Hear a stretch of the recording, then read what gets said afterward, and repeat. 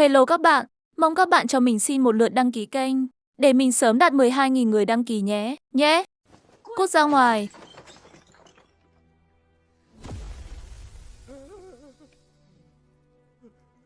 Tướng quân không cứu được nữa rồi. Tâm mạch đã vỡ nát. Đại La thần tiên cũng, cút. Đó là vì nội lực của ta đã gắn chặt với sinh mệnh của người ấy. Người ấy chết, tia nội lực này đứt đoạn. Ta cũng sẽ vì thế mà cạn kiệt, lấy tinh huyết làm thần. Dùng bao nhiêu tinh huyết, tổn bấy nhiêu dương thọ. Một giọt cũng không cần hoàn trả. Phần tạ tuyệt, tướng quân không được dùng phần tạ tuyệt. Như vậy sẽ tổn thọ đấy.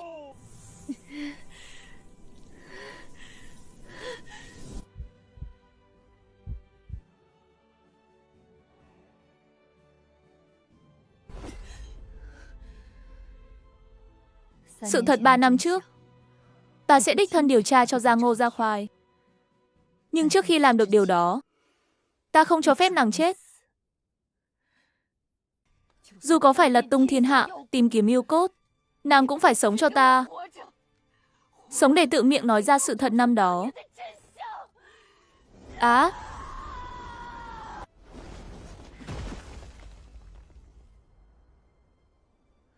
Tạ tướng quân, chủ tử nhà chúng tôi đang treo ngàn cân sợi tóc. Ám ảnh đường có mật dược có thể hộ mệnh, duy trì tính mạng cho người. Xin hãy giao trả chủ tử lại cho chúng tôi.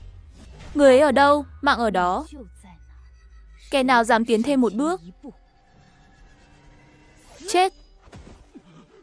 Mấy viên mật dược của các ngươi mà đòi áp chế được loại tử độc đang làm nàng tan rã sao? –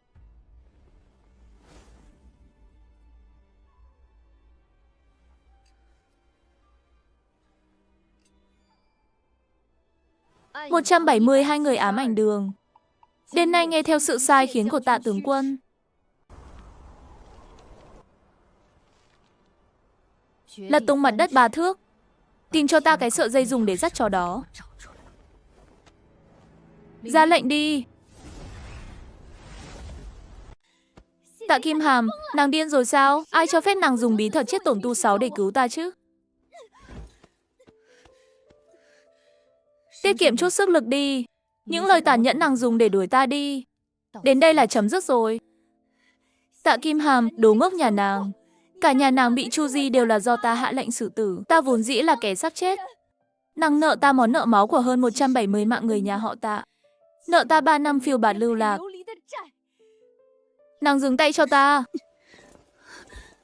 Không có sự cho phép của ta, nàng ngay cả tư cách từ bỏ cũng không có. Nuốt xuống. Luồng chân khí này là món nợ đầu tiên ta thay gia tộc đòi lại từ nàng. Nàng bắt buộc phải nhận lấy trọn vẹn, không được chối từ.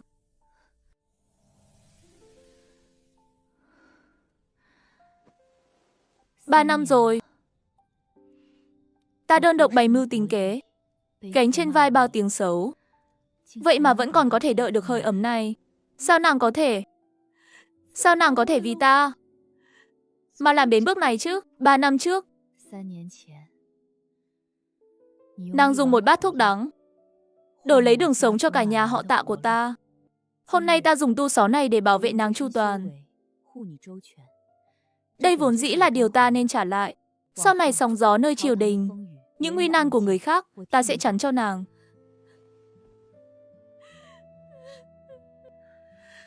Nhưng nàng phải nhớ kỹ cho ta. Phải sống. Đó là lựa chọn duy nhất trong đời nàng. Đã tra ra được nguồn gốc của vật tổ trên đao gãy. Đó lan tàn trên ảm văn kia chính là gia huy của Thanh Hà Thôi Thị. Đám tử sĩ đêm nay đều là người của họ Thôi. Thanh Hà Thôi Thị, danh gia vọng tộc trăm năm, 3 đời làm tể tướng. Năm đó kẻ vu khống nhà họ Tạ chính là bọn họ. Chủ tử nhà ngươi ngay từ đầu đã biết kẻ đứng sau thao túng là Thôi Thị rồi.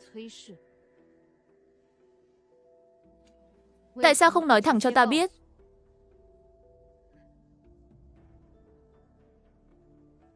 Là vì Thôi Thị mạnh hơn những gì người tưởng tượng gấp trăm lần. Điện hạ từng nói, thế lực hiện tại của người nếu đụng vào Thôi Thị, chẳng khác nào lấy trứng trọi đá. Người ấy bắt buộc phải để người dẫm lên nhà họ Vương mà đứng vững gót chân trước đã. Vậy còn người ấy cứ thế một mình gánh chịu hết sao? Độc trong cơ thể điện hạ có liên quan đến Thôi Thị. 3 năm trước, Thôi Thị che trời lấp đất, ngụy tạo chứng cứ thép về việc nhà họ Tạ thông địch. Điện hạ đã tìm ra bằng chứng. Nhưng Thôi Trần đã lấy mạng sống của gia đình Tạ gia làm con tin. Thôi Trần nói với điện hạ rằng, ngươi hoặc là tự tay hạ chỉ diệt cả nhà họ Tạ, hoặc để ta tự làm. Nếu hắn ra tay, 173 mạng người, không chừa một ai. Nếu điện hạ tự tay hạ chỉ, hắn có thể cho thời hạn 3 ngày. Trong 3 ngày đó, điện hạ tự mình nghĩ cách. Vì vậy, điện hạ đã chọn tự tay hạ chỉ. Đúng vậy, điện hạ đã ngay trước mặt Thôi Trấn bưng bát cực âm hàn cốt ra, uống cạn một hơi. Đó là bức thư đầu hàng mà Thôi Trấn yêu cầu. Chỉ khi uống cạn bát xương độc đó, Thôi Trấn mới tin rằng điện hạ thực sự muốn diệt nhà họ Tạ, mới chịu cho thời hạn 3 ngày đó. Người ấy dùng một bát độc đổi lấy 3 ngày. Dùng 3 ngày đó đổi lấy mạng sống cho cả gia đình ta. Còn sau đó thì sao? Còn chất độc đó thì sao? 3 năm rồi, người ấy cứ thế chịu đựng sao? Không phải chịu đựng Thôi Thị. Trong thiên lao, họ đã ép Tạ lão tướng quân và 2 vị thiếu tướng quân uống thiên quân tán. Loại độc không có lời giải. Điện hạ sau đó phát hiện ra, cực âm hàn cốt và thiên quân tán đều xuất phát từ Nam Cương. Máu của người trúng cốt độc có thể khắc chế được thiên quân tán. 3 năm nay, cứ mỗi tháng ngày 15, điện hạ lại tự rạch tim mình, lấy nửa bát tâm đầu huyết, gửi tới Giang Nam, lấy máu của người làm thuốc. Hết lần này đến lần khác đè nén chất kịch độc trong cơ thể cha và huynh trưởng của Tạ tướng quân. Người đã từng chuẩn trị cho người ấy. Thứ vật sống đó rốt cuộc là cái gì? Tướng quân, đó căn bản không phải độc chết người, mà là cốt trùng được trồng trên tâm mạch từ cực âm hàn cốt. Mỗi tháng ngày 15 nó sẽ hoạt động một lần, chính là lúc nó đang gặm nhấm tâm mạch của điện hạ. Mà mỗi lần điện hạ bị nó gặm nhấm, chính là, ý của ngươi là người ấy mỗi tháng đều phải chịu đựng nỗi đau cốt trùng gặm nhấm tâm mạch, rồi nhân lúc cơ thể xuất huyết, lại tự mình rạch vết thương để lấy máu, điều chế thành thuốc gửi về Giang Nam sao? Phải. 3 năm nay, mỗi tháng một lần. Liều thuốc giải đó chính là tâm đầu huyết mà người ấy tự tay rạch ngực để lấy ra. Dùng thân thể tàn tạ đang ngày càng suy kiệt để sinh sinh nuôi dưỡng lấy sinh cơ đó. 3 năm qua, rốt cuộc ta đã làm gì với người phụ nữ? Đã lấy máu, lấy mạng mình ra để bảo vệ cả gia tộc họ Tạ kia chứ?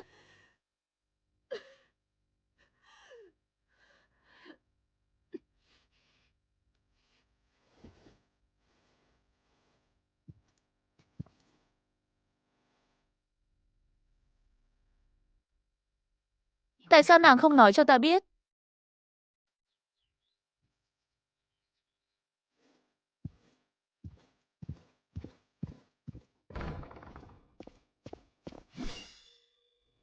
Cốt độc đó có thể giải được không? Ở sâu trong 10 vạn đại sơn phía nam có một nơi gọi là Phần Thiên Cốc.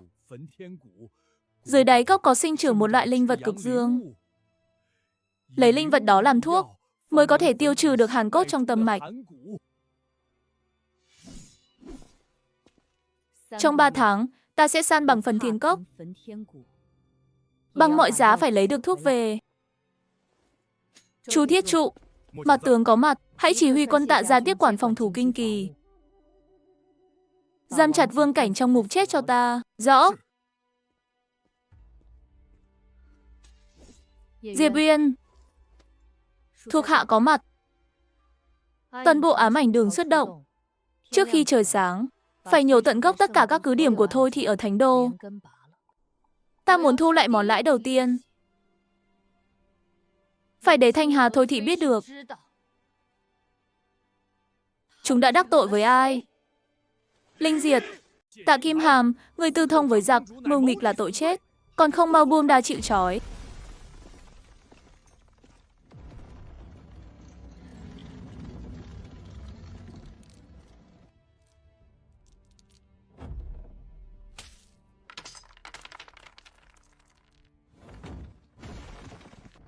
Mạng của trưởng công chúa là của ta.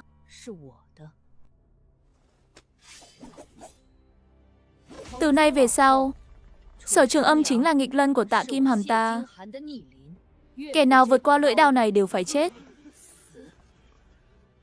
Về nói với đám lão già Thôi Thị đó, nhát đao nàng ấy từng chắn cho ta, bát độc nàng ấy từng uống thay ta. Món nợ này, hôm nay ta bắt đầu tính. Đời này ta chỉ phạm phải một sai lầm, 3 năm trước nên ép nàng ấy uống cạn bát cốt độc đó, không nên để lại cho nàng ấy dù chỉ một hơi tàn. Gia chủ, Tạ Kim Hàm đã dùng phần huyết tuyệt, nàng ta nhiều nhất chỉ còn sống được 3 tháng. Để đạt được mục đích, nàng ta nhất định sẽ đi Phần Thiên Cốc. Ta và Sở Trường Âm đã đấu với nhau 3 năm rồi. Nàng ấy là đối thủ tuyệt vời nhất mà ta từng gặp trong đời. Đáng tiếc, vẫn kém một nước cờ. Lập tức gửi thư bồ câu, điều động sát thủ của Lan Sát, giăng lưới khắp dọc đường đi. Chuyến xuống phương Nam lần này, ta nhất định phải khiến nàng ấy một đi không trở lại.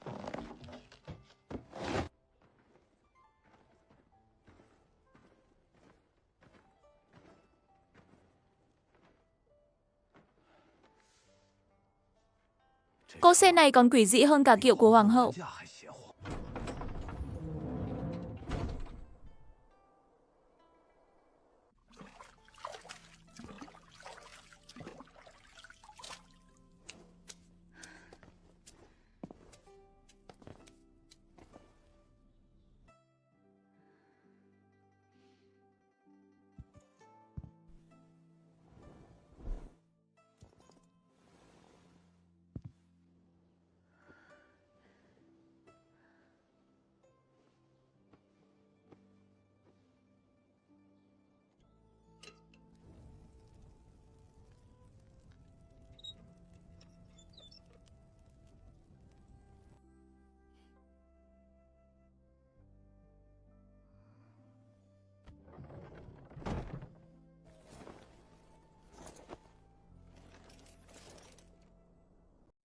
Huynh đệ đã qua cửa thành rồi.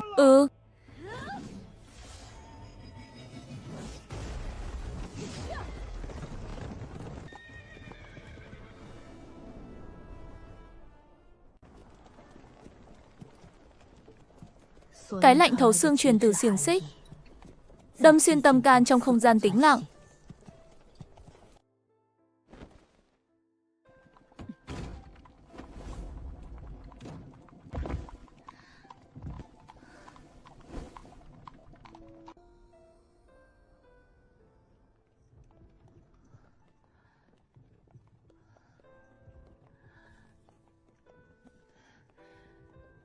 Thuật thú do phần huyết tuyệt thiếu đốt ra.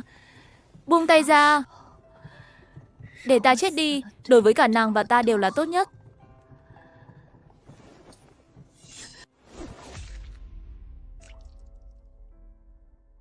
Món nợ mạng này của nàng, ta muốn nàng dùng cả đời để trả.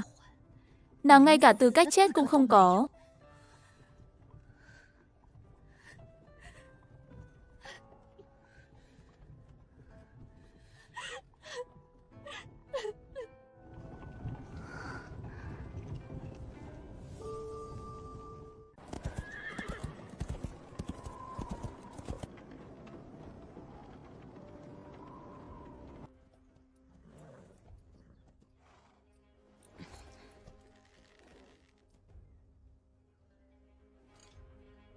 Quyết chiến.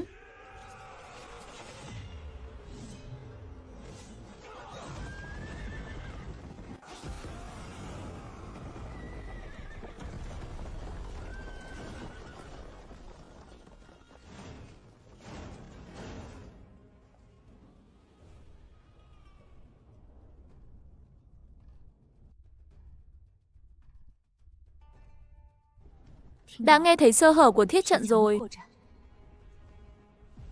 Góc Tây Nam, tiến lên 3 bước. Phá độn trục. Lên.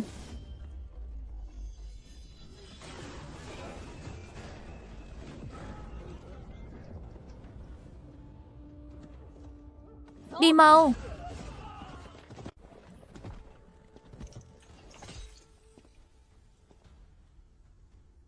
Đưa người ấy đến đầu hướng gió, tìm một hang đá khuất gió. Tướng quân, độc châm dưới thân người, nội lực của ta có thể trụ được bao lâu, thì mạng sống của người ấy có thể trụ được bấy lâu.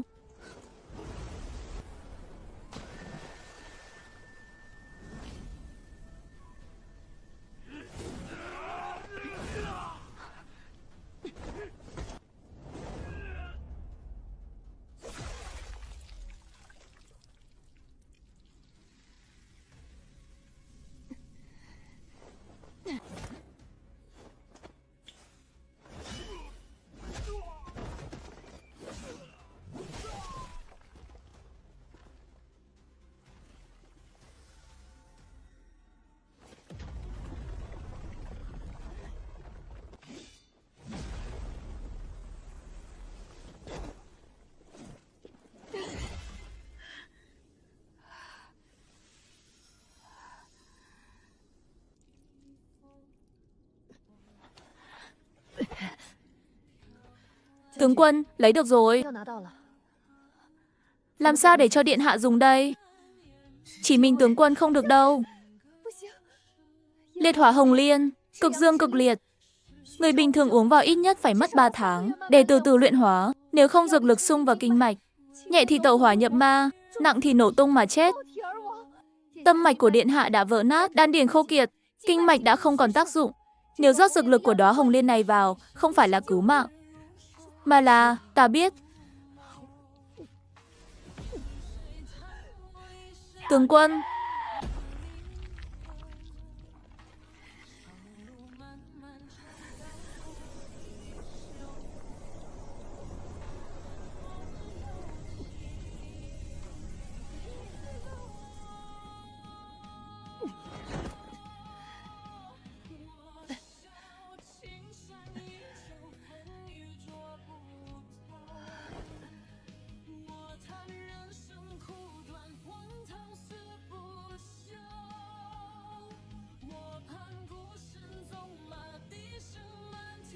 Tứ hải mặc sức tung hoành, 7 năm.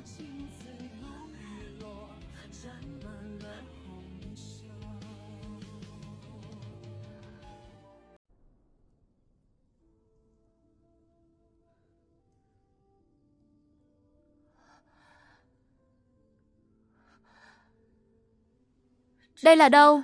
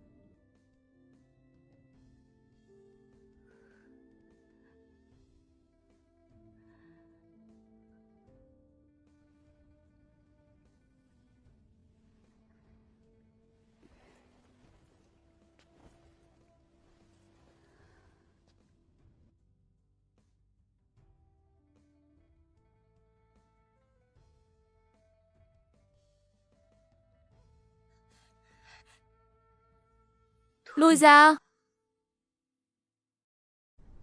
Nàng từng nói, muốn ta dùng cả đời để trả nợ.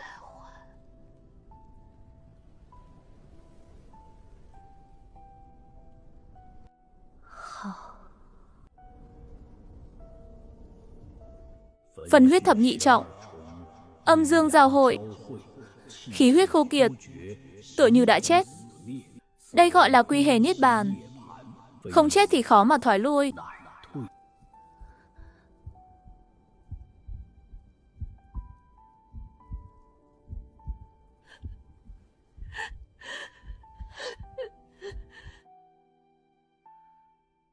Diệp Uyên, thuộc hạ có mặt. Theo cổ tịch nhà họ Tạ ghi lại, phần huyết thập nhị trọng, phá sau đó mới lập, dù võ công mất hết, trở thành phế nhân. Nhưng nếu dùng băng giá ở nơi cực hàn để cố bản, có thể giữ cho tâm mạch không đứt đoạn. Trong hang sâu ở Bắc Kinh có một căn phòng băng tự nhiên, đưa người đến đó, trong vòng 49 ngày, phạn 60 dặm xung quanh không được để sinh vật nào tới gần. Người đích thân, thuộc hạ tuân mệnh. Chú Thiết Trụ, có mặt. Về Bắc Kinh lấy nhiếp chính huyết lệnh của bản cung và nửa tấm hổ phù này đi đào ra những quân cũ của Tạ gia quân, đang phân tán khắp nơi cho bản cung.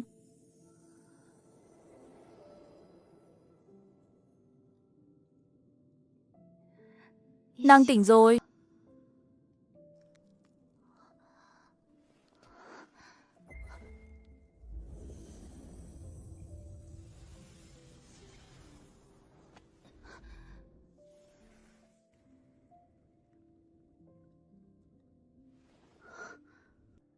Nàng vẫn còn sống. Nội lực mất thì cứ mất thôi. Dù chỉ còn lại chút sức lực này, ta cũng vẫn có thể bảo vệ nàng chu toàn.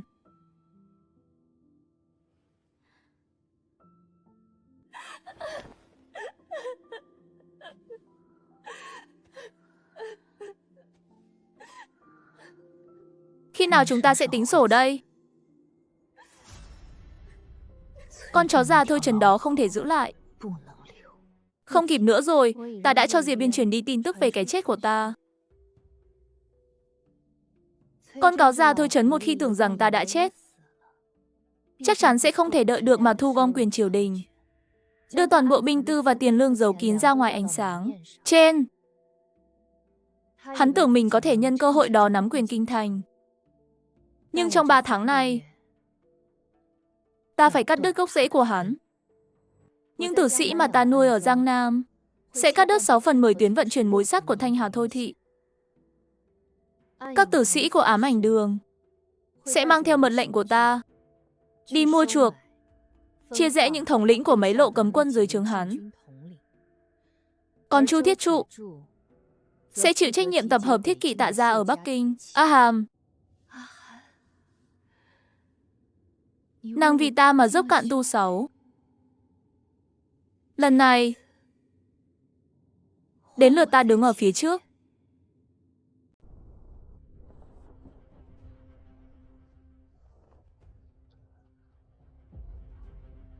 Bệ hạ, này quốc sư đi vắng, bên ngoài có Nam Man Hổ rình mò. Thần xin bệ hạ chuẩn ý, cho phép thần tạm thời nhiếp chính.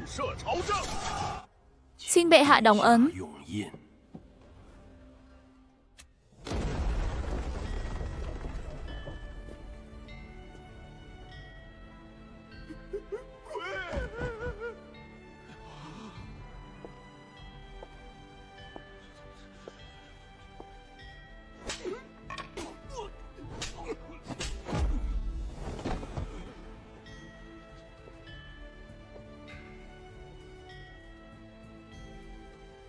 Điện hạ đơn độc nhập cục, gan dạ thực sự.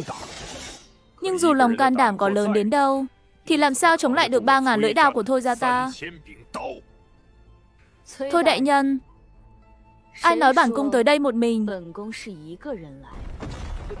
Đại nhân, cửa thành bị phá rồi.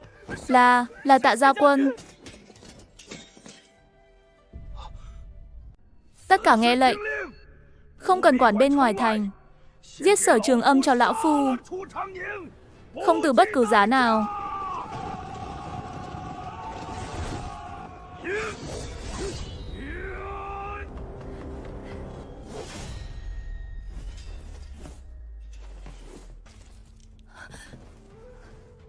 Anh ha ha ha ha. Mất đi nội lực rồi. Ngươi chẳng qua chỉ là một phế nhân. Chết đi. Đống rác rưởi. Ngươi xứng sao?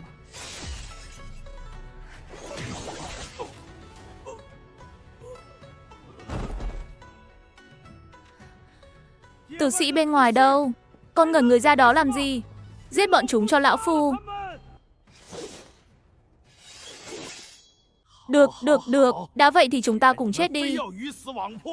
Hôm nay, không một ai có thể sống sót mà bước ra khỏi điện này. Dưới đại điện này, lão phu đã chôn sẵn 500 cân hỏa lôi. Sở Trường Âm, hãy cùng với Giang Sơn của ngươi bồi táng cho lão phu đi.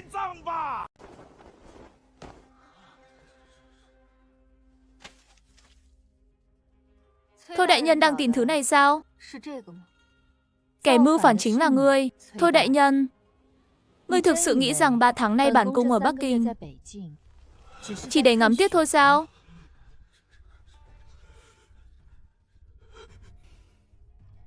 Tuyến vận chuyển của Thanh Hà Thôi Thị đã bị bản cung cắt đứt.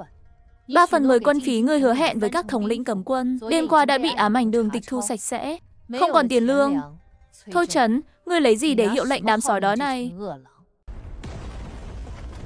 Thiết kỵ Tạ Gia đã ở đây. Á,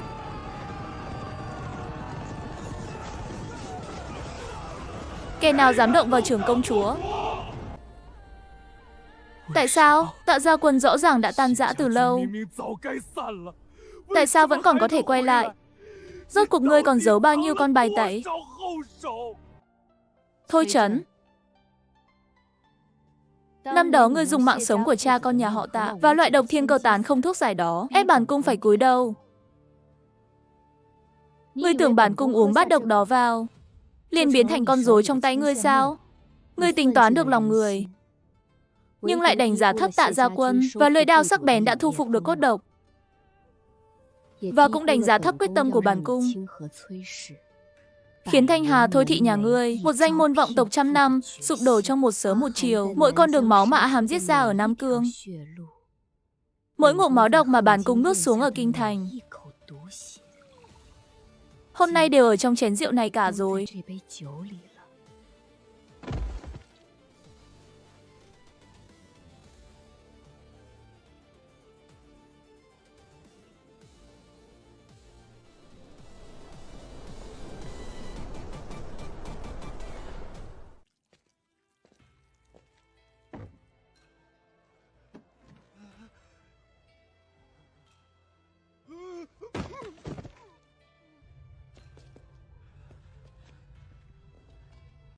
Nghe lệnh tuyên. Năm thứ 23 tiên đế, Trấn Quốc tướng quân Tạ Thị bị gian thần, cấu kết với địch, vu oan tội thông đồng bán nước, bị xử trảm cả nhà. Nay tra rõ, Tạ Thị 3 đời trung liệt, máu nhuộm Nam Cương, công huân Trác Việt. Tội thông địch thực chất là do Thanh Hà Thôi Thị ngụy tạo mật hàm, cấu kết với Nam An, vu khống hãm hại. Kể từ hôm nay, toàn bộ hồ sơ vụ án Tạ Thị được lật lại. Khôi phục chức Trấn Quốc đại tướng quân cho Tạ Tiêu. Khôi phục tước Chiêu Ung tướng quân cho con trưởng Tạ Minh Tiêu. Khôi phục tước Định Viễn hiệu úy cho thứ tử Tạ Minh Uyên. Ác! Trấn Quốc đại tướng quân Tạ Tiêu cùng 2 vị thiếu tướng quân phụng chỉ nhập điện. Lão thần Tạ Tiêu thay mặt 170 vong hồn người nhà họ Tạ đã tử chiến đến cùng nơi pháp trường. Cảm tạ trưởng công chúa điện hạ đã liều mình bảo vệ. Ba cha con lão thần năm đó vì để cho chân thực, 2 người con đã tự chặt tay trái, để lại trong biển lửa để đánh tráo thân phận. Tuy trở thành tàn phế, nhưng huyết mạch Tạ gia vẫn được bảo toàn. Cảm tạ trưởng công chúa điện hạ 3 năm nhẫn nhục chịu đựng. Ân huệ thâu thiên hoán nhật này, hơn trăm nhân mạng của Tạ gia, nguyện lấy cái chết để báo đáp, vạn tử cũng khó đền đáp. Tạ Lao tướng quân, xin hãy đứng dậy. Đại sở, chào mừng tướng quân trở về nhà. Ngạo Hàn,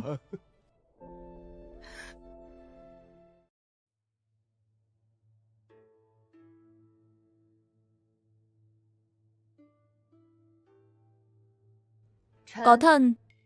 Sở Trường Ninh, xin hoàn trả đại quyền nhiếp chính. Từ nay không hỏi đến triều chính. Một nửa tinh nhuệ của ám ảnh đường chuyển vào đại nội, củng cố hoàng thành. An Nguy Doanh đã bàn giao xong, tổng sổ sách Giang Nam đã được lên xe. Tài sản mối sắt ở Giang Nam, thần xin phép mang đi. Chỉ cần thiên hạ thái bình, thì số tài sản này vẫn mãi là quốc khố của đại sở. Bệ hạ, Giang Sơn, thần xin trả lại cho người. Nhưng quy tắc, văn võ bá quan trong triều vẫn phải đi theo những gì thần đã định ra. Nếu còn kẻ có mưu đồ như họ thôi, bệ hạ tuyệt đối không được. Hoàng cô, chấm vẫn chưa, bệ hạ. Người đã không còn cần đến thần nữa rồi.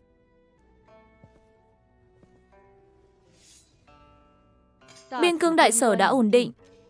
Tạ gia quân đã hoàn thành sứ mệnh, xin cáo lui. Bệ hạ hãy bảo trọng, chấm đã ghi nhớ.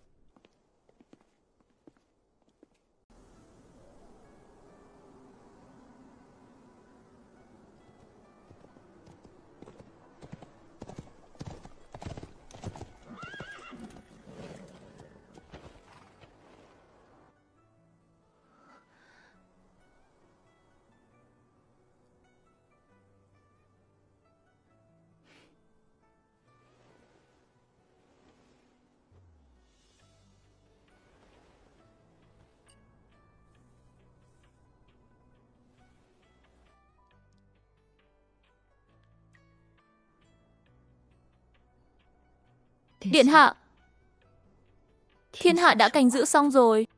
Tiếp theo người muốn đi đâu? Nghe nói Xuân ở Giang Nam đến sớm. Anh Hàm, đưa ta đi đi.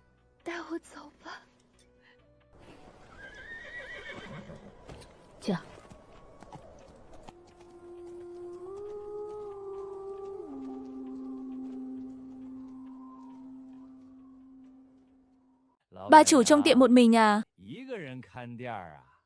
Có cần người phụ giúp không?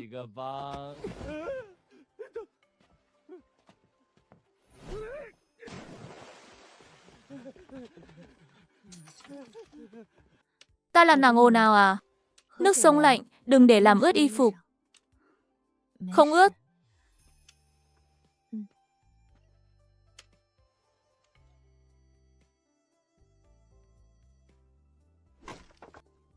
Há miệng ra. Nóng, đợi một chút, thổi nguội rồi. Chàng thổi không tính, anh Hàm, tóc trắng mọc thêm rồi. Nhìn còn đẹp hơn trước. Ăn phần của nàng đi. Đốt gì mà đốt, tự ăn đi. Há miệng ra không ăn, chẳng phải thổi trước đã.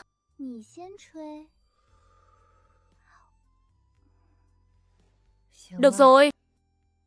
Còn ăn không? Đốt. Tay dài để làm gì mà không muốn dùng? Trường Ninh cô, Kinh Hàm cô, Gia Gia bảo hai người đóng tiệm về ăn cơm rồi. Mẹ con hôm nay hầm canh sườn nấu củ sen đấy. Tạ Tiểu Bảo, lời biếng luyện công còn lý lẽ sao? Ngày mai, không tập thêm một canh giờ nữa đi. Tạ Tiểu Bảo giục rồi kìa. Về muộn đại tẩu lại cằn nhằn cho xem. Lên đây, ta cõng nàng về nhà. A Hàm lại cõng bà chủ của các ngươi về ăn cơm rồi à? Chẳng cần phải đi đâu xa nữa cả. Quãng đời còn lại vẫn còn rất dài. Các bạn cho mình xin một like, một đăng ký kênh để mình có thêm động lực để ra thêm nhiều video tiếp theo.